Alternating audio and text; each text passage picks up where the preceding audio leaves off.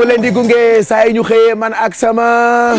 Il est 9h, voici le journal. Heureuse de vous retrouver pour cette deuxième et dernière édition. C'est parti. Le sommet de la francophonie se tiendra à Dakar en novembre 2014 et les préparatifs vont bon train. Afin de renforcer la sécurité et de parer à toute menace terroriste, le Sénégal et la France travaillent main dans la main.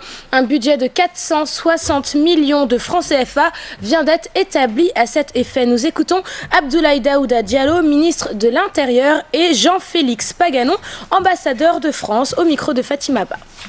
Le Sénégal organise aussi le sommet de la francophonie en novembre 2014 et il y a lieu aussi, compte tenu justement de ces nombreuses délégations que nous aurons, justement de travailler à sécuriser mieux en tout cas le pays, et pour cela justement donc l'essentiel de nos actions en tout cas sur 2014 seront prioritairement dirigées justement vers l'organisation de ce sommet-là. Pacte, c'est un programme un programme d'action de lutte contre le terrorisme qui est doté de 460 millions de francs CFA et dont l'objectif central est ce qu'on pourrait appeler le renforcement des capacités nationales, c'est-à-dire toute une série d'échanges et de formations concernant la police nationale, la gendarmerie et la magistrature, c'est-à-dire les trois acteurs impliqués directement dans la lutte contre le terrorisme et la criminalité transnationale.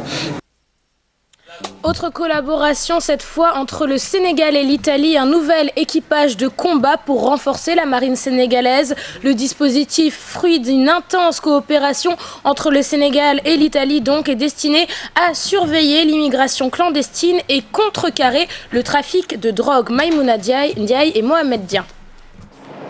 4 unités équipées, des investissements en 2 phases, voilà le programme de renouvellement de la logistique de la marine sénégalaise. Un équipage de combat. Ça, c'est pour donner à la marine, à l'armée de mer sénégalaise, une capacité opérationnelle augmentée juste au début du projet, à travers l'utilisation de 2 bâtiments qui sont déjà existants et opérationnels avec la marine italienne. Ces unités sont conçues pour contrôler le trafic de drogue, l'immigration irrégulière, les activités de pêche, entre autres.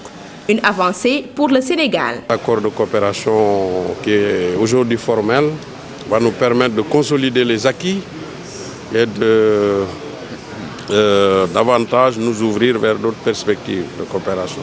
C'est-à-dire tout ce qui est formation, entraînement des équipages, mais aussi utilisation au niveau italien des infrastructures qui sont des propriétés de l'armée italienne. Les bateaux embarquent à la fois des conteneurs et des véhicules, 80 mètres de long et 16 mètres de large, avec un équipage de 20 personnes pour chacun. Ça veut dire qu'ils peuvent aussi embarquer des troupes spéciaux, pour être déplacés où il faut, le long de la côte, naturellement.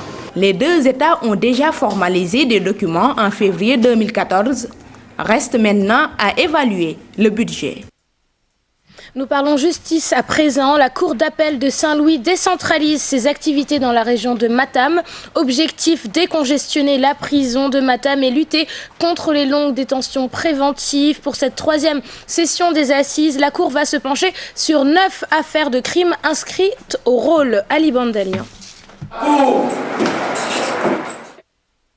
La session de la Cour d'assises s'est ouverte à Matam. Depuis la mise en œuvre de sa politique de décentralisation, la Cour d'appel de Saint-Louis tient sa 3e session dans la 11e région. Pour la présente, 9 affaires sont inscrites au rôle. Il s'agit de crimes, de meurtres, d'infanticides et de trafic intérieur de drogue. Pour cette 3e session des assises, 5 cas d'infanticide dominent le nombre d'affaires enrôlées. Comme vous le savez, c'est la 3e fois qu'on tient une session délocalisée au niveau de Matam. L'objectif c'était de désengorger un peu les dossiers qui sont pendants et de rapprocher un peu la justice et des justiciables. En fait, c'était l'objectif recherché, puisque en fait, la délocalisation, ça vise un peu à juger très rapidement les affaires qui sont pendantes au niveau de Matam. Vous avez pu remarquer que les 2 dernières années, on a jugé un très grand nombre de dossiers, ce qui a fait que beaucoup de dossiers ont été déjà vidés. Pour cette année, c'est pourquoi on n'en a eu que 9. Et normalement, donc, si ces dossiers sont jugés, donc il n'y aura plus d'instance en assise ici au niveau du ressort de Matam. C'était l'objectif. Au premier jour de la session, la Cour s'est penchée sur les affaires Yaya Amedouba pour meurtre et détention d'armes blanches sans autorisation et celle de Koumbisnian accusé d'infanticide. Yaya Amedouba a écopé d'une peine de 5 ans aux travaux forcés. Quant à Koumbisnian, elle a été acquittée.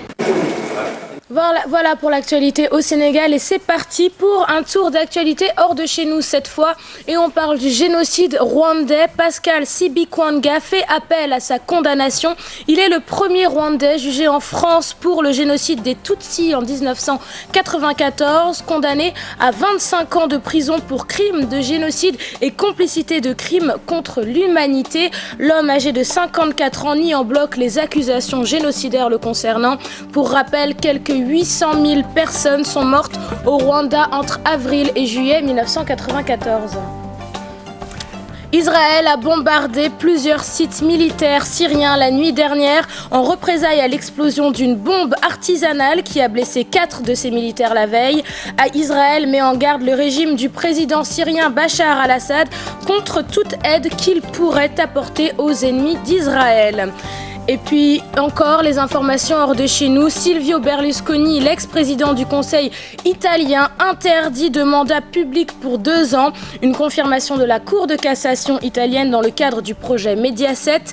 À 77 ans, Silvio Berlusconi, accusé de fraude fiscale, a choisi les travaux d'intérêt général plutôt qu'une peine de prison de 1 an. Le tribunal d'application des peines décidera de la manière dont il devra payer ses travaux avec des horaires et des conditions précises afin de limiter sa liberté de mouvement. Voilà, fin de cette deuxième et dernière édition. Merci de l'avoir suivi.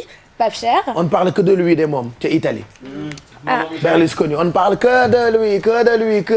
Trop médiatisé, avec de fait des frasques yu. En plus, les médias lui appartiennent, donc la plus grande chaîne. On parle tout le temps de lui. Et Rai Uno.